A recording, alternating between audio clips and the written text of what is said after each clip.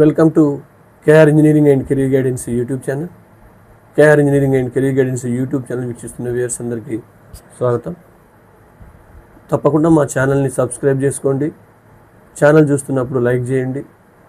ఛానల్ని వీడియోస్ని ఇంజనీరింగ్ ఆస్పిరెంట్స్కి కానీ భవిష్యత్తులో ఇంజనీరింగ్ రాయబోయే విద్యార్థులకు కానీ వారి పేరెంట్స్కి కానీ షేర్ చేయవలసిందిగా కోరుతూ ఉన్నాను.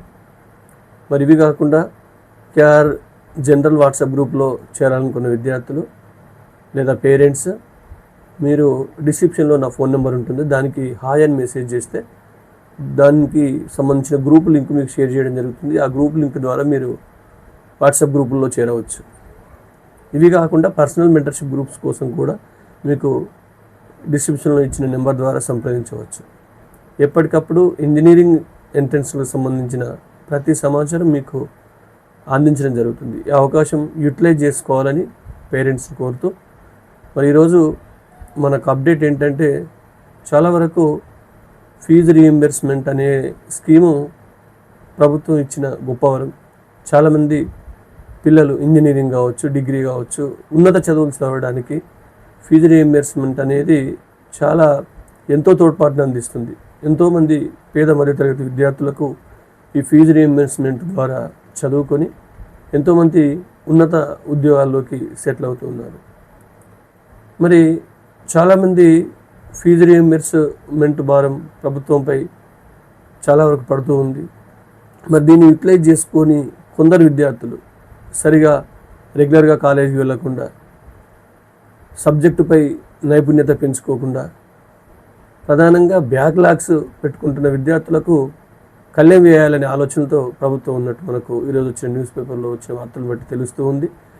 దీంట్లో ప్రధానంగా ఏంటంటే, ఎవరైతే ప్రధానంగా డిగ్రీ ఇవన్నీ కావచ్చు, కానీ ఇంజనీరింగ్ గురించి మనం చెప్పాలనుకుంటే, ఇంజనీరింగ్లో చేరిన విద్యార్థులు ఎవరైనా సరే కనీసం 75% అటెండెన్స్ ఉన్న వాళ్ళకి ఫీజు రీయింబర్స్మెంట్ వర్తింపజేసే ఆలోచన ప్రభుత్వానికి ఉన్నట్టు తెలుస్తుంది. మరి ఇదే కాకుండా చాలా వరకు బ్యాక్లాగ్స్ ఉంటున్నాయి పిల్లలకి. మరి ఎవరైతే నూతనంగా ఇంజనీరింగ్లో జాయిన్ అయిన విద్యార్థులు, చాలామందికి ఏంటంటే ఒకేసారి చాలా కష్టపడి ఇంటర్లో కొంత రిస్ట్రిక్షన్స్తో ఉన్న విద్యార్థులకు ఇంజనీరింగ్లో చేరేసరికి ఫ్రీనెస్ దొరికిపోతుంది. దాన్ని ఒక మంచి ఇన్స్టిట్యూషన్లో చేరిన విద్యార్థి కూడా ఈ యొక్క ఫ్రీనెస్ని వాడుకొని విద్యార్థి పలు చెడుబాట్లు నడిచే అవకాశం కూడా ఉంది. కాబట్టి డియర్ స్టూడెంట్స్, ఎట్టి పరిస్థితుల్లో మీరు ప్రతి ఒక్కరూ కాలేజీకి రెగ్యులర్గా వెళ్ళండి. ప్రస్తుతం ప్లేస్మెంట్స్ యొక్క విధానాలు కూడా మారాయి. ఏ విద్యార్థి 4 సంవత్సరాల్లో అంటే 8 సెమిస్టర్స్లో ఎక్కడ ఒక్క సబ్జెక్టు బ్యాక్లాగ్ లేకుండా ఉన్న విద్యార్థికి మాత్రమే ప్లేస్మెంట్స్ వచ్చే అవకాశాలు అయితే ఉన్నాయి. మరి బ్యాక్లాగ్స్ లేకపోవడమే కాదు, కనీసం 7.5, 8 అబోవ్ CGPA పొందడానికి ప్రయత్నం చేయండి. ఎందుకంటే ఇలా మీరు చేయకపోతే, మీరు కాలేజ్ కనుక రెగ్యులర్గా వెళ్ళకపోతే మీకు అటు ఫీజు రీయింబర్స్మెంట్ విషయంలో లాస్ అయిపోతారు. నెక్స్ట్ రేపు భవిష్యత్తులో మీకు బ్యాక్లాగ్స్ ఉంటే ఉద్యోగ అవకాశాలను కూడా కోల్పోతారు. మీరు ఎంత మంచి ఇన్స్టిట్యూషన్లో జాయిన్ అయినా దాన్ని సరియైన రీతిలో ఉపయోగించుకోకపోతే మీరు చదివిన చదువుకు వచ్చిన ర్యాంకు వృధా అవుతుంది. కాబట్టి ఎట్టి పరిస్థితుల్లో కొత్తగా న్యూ పీర్ గ్రూప్ ఉంటుంది, కొత్త కొత్త ఫ్రెండ్స్ పరిచయం అవుతారు. కానీ వాటిని భవిష్యత్తులో ఇంజనీరింగ్లో సబ్జెక్ట్లో ఎలా ఎదగాలనే వాటి కోసం ఆ పీర్ గ్రూప్ను ఉపయోగించుకోండి. అంతే తప్ప పలు చెడు వ్యసనాలకు లోను కావద్దని విద్యార్థులను కోరడం జరుగుతుంది.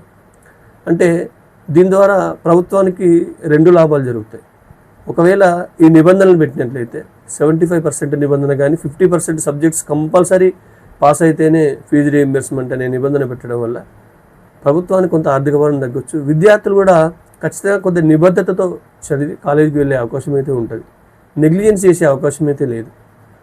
కాబట్టి ఒకవేళ ప్రభుత్వం ఈ నిర్ణయాన్ని తీసుకోకపోయినా విద్యార్థులు మాత్రం మీరు దూరదృష్టితో ఆలోచించండి. మీకు వచ్చిన బ్రాంచ్, మీకు వచ్చిన ఇంజనీరింగ్ కాలేజీని అది మీకు భవిష్యత్తు నిర్ణయించే దేవాలయం లాంటిది. అలాంటి దేవాలయంలో ఉన్న మీరు ఎట్టి పరిస్థితుల్లో ఈ 4 years మీరు మిమ్మల్ని మీరు మరొకసారి ప్రూవ్ చేసుకోవాల్సిన అవసరం ఉంది. ఆల్రెడీ ర్యాంక్తో ప్రూవ్ చేసుకున్నారు, you will get the good seat, you got the good seat. Next ప్లేస్మెంట్లో కూడా మంచి పర్ఫార్మెన్స్ మీరు కలుగజేయాలి. మరి ప్రస్తుతం ఉన్న తరుణంలో ప్లేస్మెంట్స్ యొక్క పొజిషన్ కూడా రోజు రోజుకు కఠినంగా నిబంధనలు వస్తూ ఉన్నాయి. మరి ఎక్కువ స్కిల్స్ బేస్డ్గా ప్లేస్మెంట్స్ వస్తూ ఉన్నాయి. బ్రాంచ్ ఏదైనప్పటికీ విద్యార్థులు స్కిల్స్ పుష్కలంగా ఉన్న విద్యార్థులకు అవకాశాలు కూడా మెండుగా ఉంటూ ఉన్నాయి. కాబట్టి స్కిల్స్ నేర్చుకోవాల్సిన అవసరం ఉంది. అప్డేటెడ్ స్కిల్స్తో పాటు ప్రధానంగా కమ్యూనికేషన్ స్కిల్స్, ఇది కూడా చాలా ప్రధానమైనది.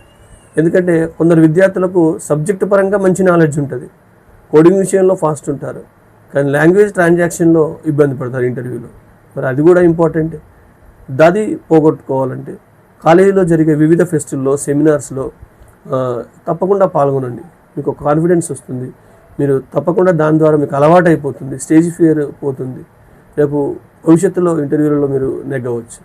కాబట్టి ఒకవేళ ఈ ఫీజు రీయింబర్స్మెంట్ స్కీమ్ కనుక ప్రభుత్వం ఈ 75% అటెండెన్స్ ఉన్న వాళ్ళకి 50% కంపల్సరీ పాస్ అయిన వాళ్ళకి అమలు చేస్తే చాలామంది విద్యార్థులు నెగ్లిజెన్స్ లేకుండా చదివినప్పుడు మాత్రమే మళ్ళీ మీకు ఫీజు రీయింబర్స్మెంట్ ఉంటుంది. ఎందుకంటే కొందరికి 100% రీయింబర్స్మెంట్ ఉంది, ఎస్సీ వాళ్ళకి కావచ్చు, ఎస్టీ కేటగిరీ వాళ్ళకి కావచ్చు, ప్రభుత్వ జూనియర్ కళాశాలలో చదివిన వాళ్ళకి కావచ్చు, 10th లోపు ర్యాంక్ వచ్చిన వాళ్ళకి కావచ్చు. వీళ్ళు కంప్లీట్గా ఫీజు రీయింబర్స్మెంట్ అవకాశాన్ని కోల్పోవచ్చు. కాబట్టి ఈ విషయాన్ని గుర్తుంచుకోవాలని, ఒక అంశాన్ని మీ ముందుకు తేవాలని ఈరోజు న్యూస్ పేపర్లో వచ్చిన అంశాన్ని మీ ముందుకు తేవడం జరిగింది. ధన్యవాదాలు.